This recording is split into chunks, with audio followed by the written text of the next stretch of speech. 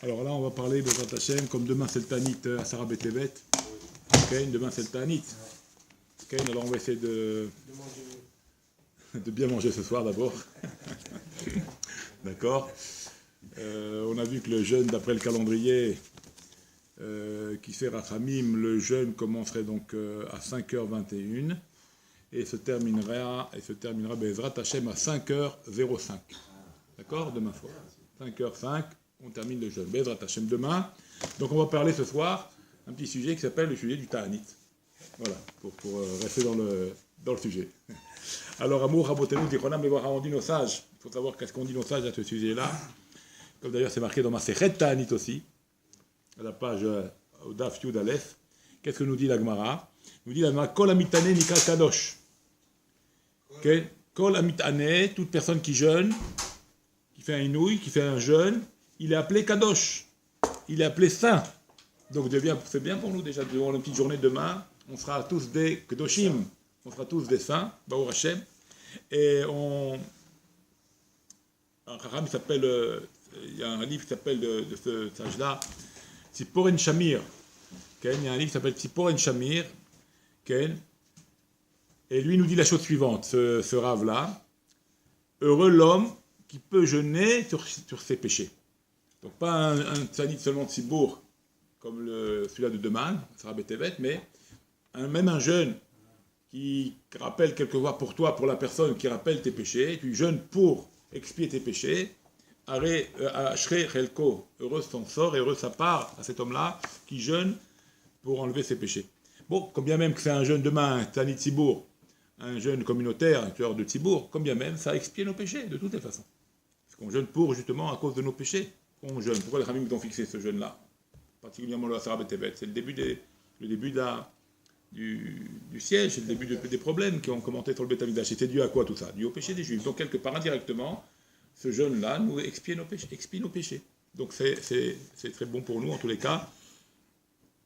Et grandes sont les ségoulottes des ta'aniot, des jeûnes. Donc une des ségoulottes, il faut savoir une des choses que amène le jeûne sur la personne, c'est que la sitra achara, c'est-à-dire le mal, n'a pas d'arisa sur lui. Le mal, les forces du mal, ouais. Les forces du mal n'ont pas emprise sur la personne. Parce que la force du mal, elle ne veut pas quelqu'un qui jeûne, elle veut quelqu'un qui mange, elle veut quelqu'un qui soit costaud dans ses péchés, qui peut faire plein de choses. Là, le jeûne, ça le met KO. Donc la risa du Yetzirah n'a pas lieu d'être. En tout cas, le Yetzirah ne vient pas pour une personne qui jeûne. On peut le comprendre aussi, parce qu'on est faible. Quelque part, la faiblesse n'est pas intéressante pour le Yetzirah. Il ne tape pas sur les faibles. Il tape pas sur les... Non, il peut les abattre, il termine, mais bon, en tous les cas, quand on jeûne, donc ça nous aide à nous nettoyer de la sitra, des forces du mal. Et surtout une autre ségoula, quelque chose d'extraordinaire, comme on a parlé longuement sur les sujets de Hanava, de l'humilité. Donc le ta'anit, le jeûne, amène à l'humilité. Pourquoi tu amènes à l'humilité? Parce que tu vois la petitesse de l'homme. Après une journée, même pas quelques heures, je suis ratatam, je suis aplati comme un truc, je n'ai plus de force, je suis rien. Et là, tu t'aperçois qui tu es, quoi. Toi, le gibor, toi, le fort, toi, le puissant, toi, tous les honneurs.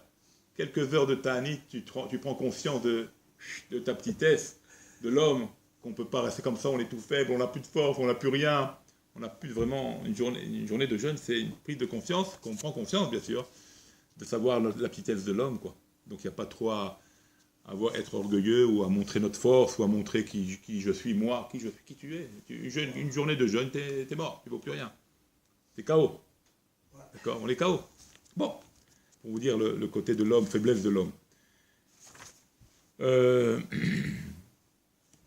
c'est marqué que un petit peu de pain en moins, donc quand un homme il mange pas, donc peu de pain diminue ta force. Donc tu diminues ton pain, tu diminues ta force. Tu enlèves, tu manges plus, tu diminues ta force. Et donc tu t'aperçois que tu n'es pas si fort que ça. D'accord. On dit aussi que une autre ségoula qui nous dit ce livre là, Tziporen Shamir, que celui-là qui est Beta'anit, que celui-là qui est en jeûne, on ne lui fera pas d'énissionot. Ce jour-là, il n'aura pas de nissionot, pas d'épreuve. Même d'un privé. Okay. Pourquoi? Parce que tu prends l'épreuve sur toi. C'est quoi le Ta'anit? C'est une épreuve pour nous. On peut rester nous sans manger, sans rien. Ah, donc c'est toi qui tu ramènes l'épreuve à toi. Tu jeûnes, tu prends sur toi le jeûne. Alors quelque part, tu te débarrasses des autres épreuves. Donc un jour de jeûne est favorable pour d'abord pour, pour enlever les épreuves et te limiter à cette épreuve-là qui est de jeûner. Donc on ne peut pas te mettre 10 épreuves d'un coup. Une après l'autre. Bon, là tu jeûnes. Bon, alors on se suffit de ça. Ah, ok, bon, on jeûne. Comme ça, les autres épreuves, pour l'instant, ils nous embêtent pas. Ils ne viennent pas nous chercher. Donc ça, c'est aussi une ségoula de savoir que le jeûne, c'est le jeûne. C'est vrai que c'est dur de jeûner, mais des fois, on préfère jeûner que d'avoir les épreuves des fois qu'un homme peut avoir. Si c'est des maladies, c'est des problèmes d'argent, il dit, bon, si ça vaut le coup un jour de jeûne et moi, je me nettoie tout ça, il n'en fera plus d'un. Donc on voit que c'est intéressant des fois le jeûne. Il peut nous enlever des nisyonotes, des épreuves qu'on aurait pu avoir, et par le jeûne, tu as évité ça. Okay. Parce que Hachem, qu'est-ce qu'il fait, comme on a dit? Parce que Hachem, il voit que tu prends l'épreuve sur toi de jeûner, donc il t'enlève les autres épreuves. On dit qu'un homme qui jeûne aussi, il est appelé Gibor. Bien qu'il est faible, mais il est appelé Gibor. Pourquoi? Parce que c'est la prise de conscience de l'homme que tu es un homme, et que tu es faible, et que tu n'as pas à te tirer un orgueil ou un pouvoir de ça. Et donc, en fait, c'est ça le force. C'est quoi l'homme fort? Comme on dit dans Mishnah, dans Avot. Qu'est-ce qu'un homme fort? C'est pas celui-là qui est Kovesh Ir, et au Gibor, c'est l'homme Kovesh Ir. Okay? C'est pas celui-là qui va faire les conquêtes, et le conquérant, et Alexandre le Grand, il va faire le monde. C'est pas ça, le Gibor. C'est quoi le Gibor? Okay. La retenue. C'est la retenue, le Gibor. C'est celui-là qui se retient. C'est lui l'appelle le Gibor. Kovesh et Titro, on appelle ça en hébreu. Kovesh et Titro, il retient son Yetzer, il retient ses dents. Celui-là, il l'appelle Gibor. Bien que ça a l'air le faible. Ah, il ne s'investit pas, il ne va pas, il ne fait pas. Non, il se retient parce que pour lui, il voit que c'est pas bien, il voit que c'est pas bon pour lui. Donc être appelé fort, c'est pas celui-là qui casse les murs ou qui fait des conquêtes. Et là, c'est celui-là qui sait garder sa retenue. Mitapek, ce qu'on appelle l'itapek. Ipouk, on appelle ça en hébreu, un ipouk. Okay, l'itapek, se contenir et se garder. D'accord? Donc ça, c'est une grande puissance, en fait. Donc le jeûne a pour montrer à l'homme sa force, en fait, et non sa faiblesse morale, quoi, sa force morale, surtout. D'accord? Il y en a même qui disent que à ce moment-là, Shoré Alav Asherina. Vient sur lui la Shrina. Vient sur lui la présence divine à ce moment-là, quand il jeûne. Okay. Okay. Et pourquoi? Parce qu'on dit En Mekatreg Bezman Tfilato. Pourquoi? Parce que comme il est dans une situation de Nisayon par le jeûne, alors les Mekatregim, il n'y a pas d'ange accusateur, parce qu'il s'est mis déjà en situation lui-même de s'accuser à lui-même, puisqu'il jeûne. Donc il n'y a pas d'ange accusateur. Et quand il n'y a pas d'ange accusateur, la Shérina, elle peut se dévoiler à lui. Et quand elle se dévoile à lui, elle le fait montrer comme un homme qui est écouté par le lourd. Ça veut dire que quelque part, il est tfilato nishma'at. Sa tfila est écoutée, sa tfila est acceptée par Akadosh Baruch Hu. Donc on a toutes les données pour que le ta'anit, pour nous, soit un ta'anit, les ma'aliuta, c'est-à-dire supérieur, c'est-à-dire quelque chose de supérieur. Quand tu connais tout ça, tu dis après tout, il y a beaucoup de choses qui peuvent me nettoyer, qui peuvent faire la Shena avec moi, ça me nettoie de mes péchés, ça me fait appeler fort, je vois mon humilité, par là je vois ma faiblesse. Je suis aussi appelé fort parce que, quelque part, j'ai pris sur moi ce ta'anit-là, où je fais un jeûne qui fait que Akadosh Baruch Hu expie mes péchés. Donc on est appelé Gibor, la Shrina est avec moi, l'Isra n'est pas là, extraordinaire. Ok.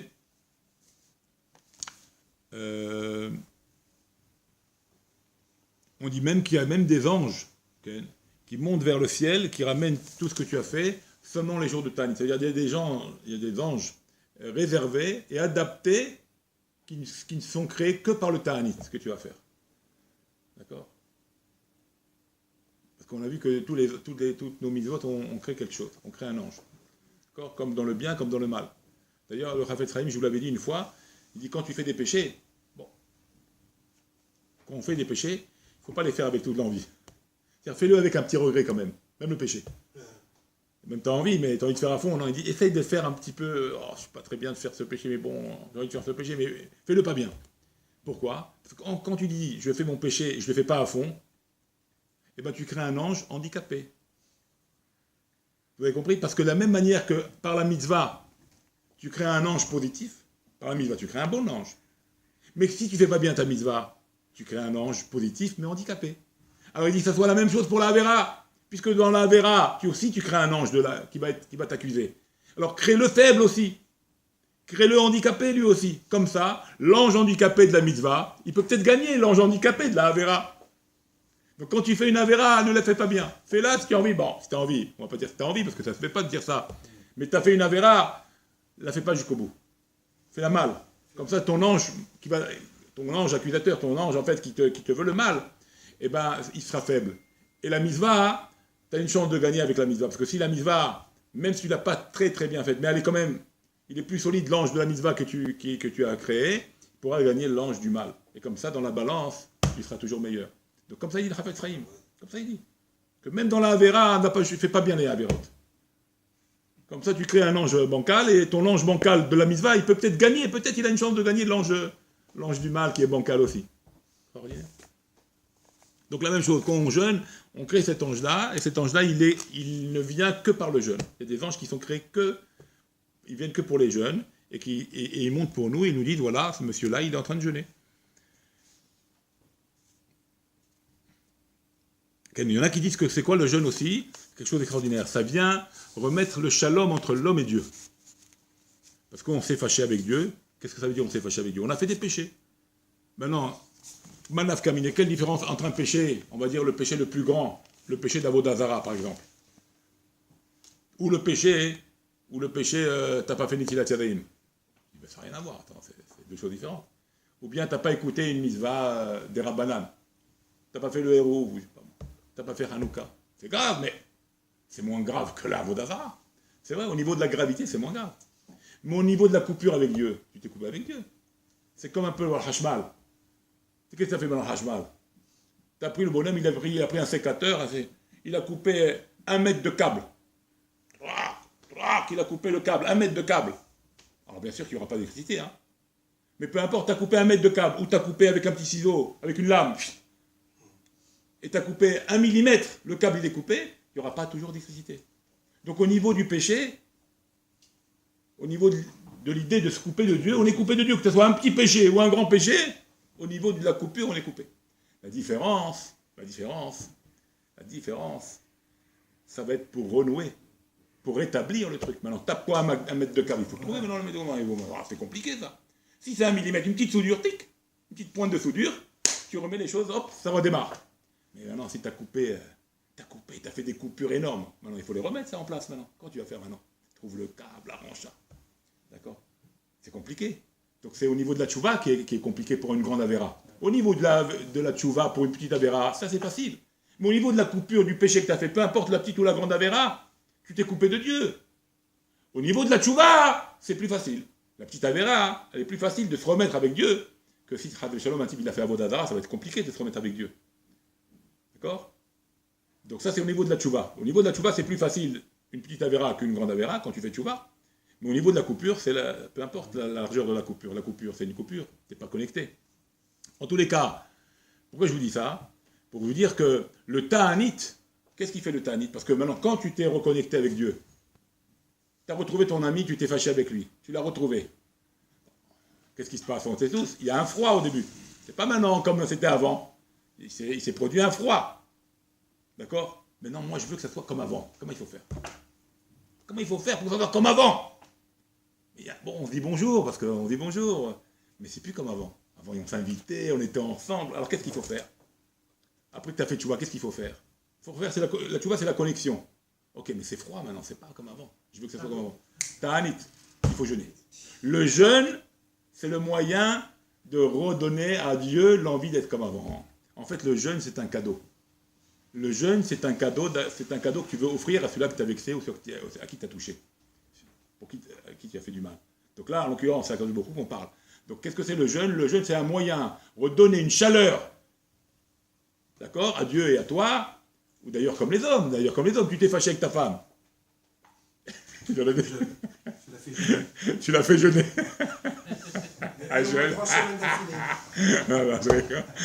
l'as fait jeûner, parce que là, tu jeûnes, tu veux te remettre avec moi, tu jeûnes. D'accord? Alors, qu'est-ce qui se passe? Tu t'es fâché avec ta femme. Bon, il reprend, parce qu'il reprend, il y a les enfants, il y a la famille, il reprend la discussion, mais il sent que c'est froid pour l'instant. Qu'est-ce qu'il fait pour détendre l'atmosphère? Il va acheter un petit bouquet, un petit cadeau, et hop, il lui aura un petit cadeau à la maison. Oh, puis là, c'est tout oublié. Donc le cadeau, il remet la chaleur, l'amour qu'il y avait avant. Donc la même chose, le Ta'anit, il est là pour nous, pour pas seulement... Parce que Tchouva, c'est une chose, mais le Ta'anit, c'est une autre chose. Le Ta'anit, c'est justement le lien qu'on va faire d'une manière plus chaleureuse ou comme au préalable. Donc c'est pour ça que c'est important de jeûner, des fois, pour les péchés. Bon, donc demain, c'est un bon jeûne, même si c'est un jeûne qui rappelle nos erreurs, d'accord? Mais sachez que profitez du jeûne pour justement être expié, pour recevoir la shrina, pour pouvoir prier mieux, pour faire des anges positifs qui vont monter vers Dieu. Donc tout ça, il faut y penser. Quand on y pense, eh ben, on est appelé des giborim, comme le dit ici le Chacham. Donc on est appelé des giborim, d'accord? Et bien, Ezrat Hashem, ça fasse une chaleur, comme on a toujours été avec Dieu, qu'on soit toujours relié avec Dieu par chaleur, avec amour, et comme ça Dieu, il a pitié de nous, et dit après tout, bon, il mérite le Mashiach, il nous envoie la délivrance. Amen, Kenny Ratson. À bientôt.